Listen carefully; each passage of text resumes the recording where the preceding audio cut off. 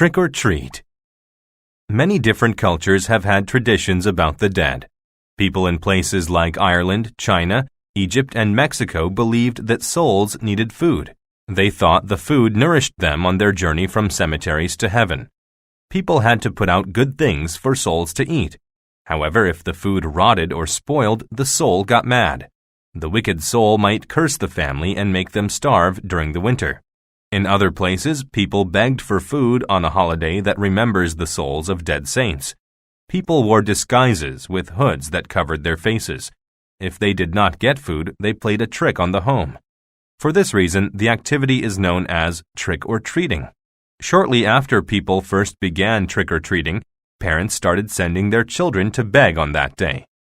Housewives gave the children food if they performed a song or a dance.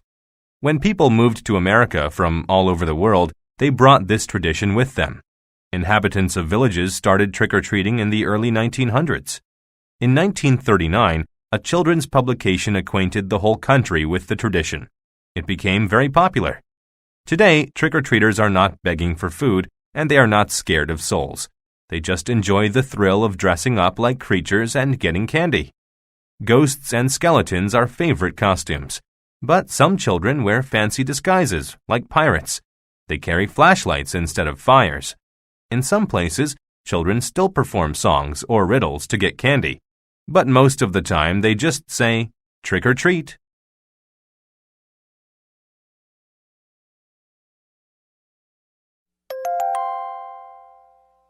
Unit 5. Word list. Acquaint. To acquaint is to get to know something or someone. Nancy acquainted herself with the new computer. Cemetery. A cemetery is where people are buried when they die. Some people are scared of cemeteries. Curse. To curse someone or something is to hope that bad things happen to them. The witch cursed the village. Disguise. A disguise is something you wear so people cannot tell who you are.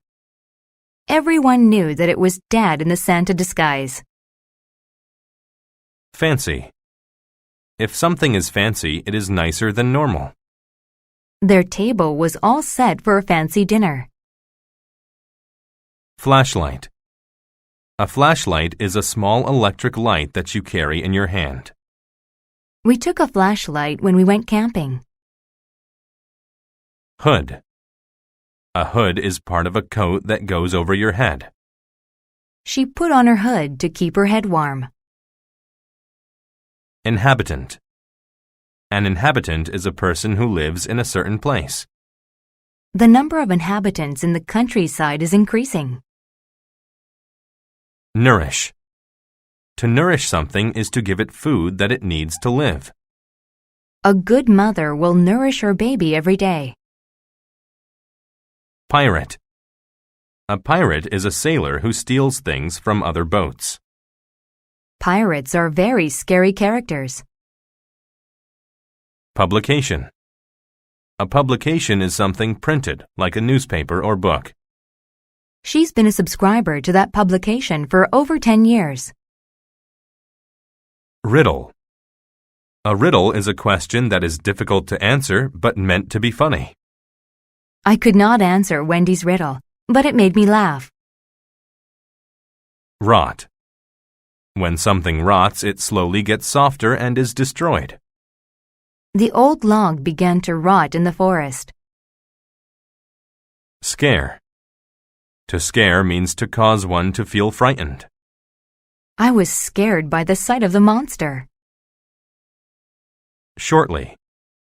If something will happen shortly, it will happen very soon. My workday will end shortly. Skeleton. A skeleton is the bones of a body. There is a skeleton in the science classroom. Spoil. If something spoils, it turns bad or rots. We left the fruit out too long and it spoiled. Starve. If a person starves, they do not get enough to eat and sometimes die.